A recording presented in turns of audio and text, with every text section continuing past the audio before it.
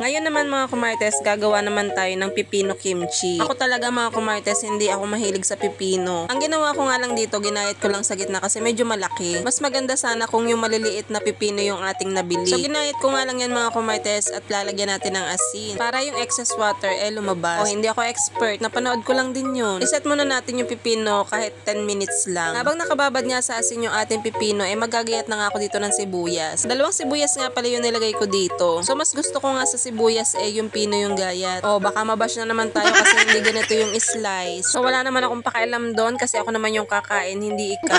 Charot. So sa bawang naman, tansyahan na lang din kung ilan yung ilalagay nyo. So same lang, ginayat ko na lang din to ng pino. So yung iba naglalagay pa ng luya pero ako hindi na ako maglalagay dito. At ayan, nagtubig na nga yung ating pipino. So hinugasan ko na rin yung pipino at binanlawan ko ng isang beses. Pagkatapos inilagay ko na nga din itong sibuyas at bawang. At syempre hindi mawawala itong ating gochugaru. Naglagay nga lang ako ng 2 kutsara dito. So depende nga sa inyo kung gaano kaanghang nyo gusto. At syempre maglalagay na rin tayo ng sesame oil, pandagdag na rin sa aroma at saka pampasarap na rin. Maglalagay nga din tayo dito ng asukal, tansyahan na lang, bahala na kayo. Malalaki na kayo, kaya nyo na yan, charot. Naglagay nga lang din ako ng kaunting suka at maglalagay nga pala tayo nitong gochujang paste. Diba, napakahihirap bigkasin, tunay na tunay. So nabili ko lang din yan sa Orange app. So kung meron sa inyo malapit na Kmart, meron kayo mabibilhan yan. At hahaluin na nga natin ito mga kumartes. Ganun lang kasimple gumawa ng pipino kimchi. At syempre maglalagay tayo ng patis na kalimutan ko ng lagyan. So nalagyan ko nga siya ng patis, mas lumabas yung lasa niya. Hindi talaga ako mahilig sa pipino mga kumartes. Pero nung natikman ko to, nagustuhan ko siya. Iba naman yung timpla natin sa pipino. Kasi kalimitan nakababad lang yan sa suka na may paminta. So ngayon, kung gusto nyo pang mas lumebel up yung pipino nyo,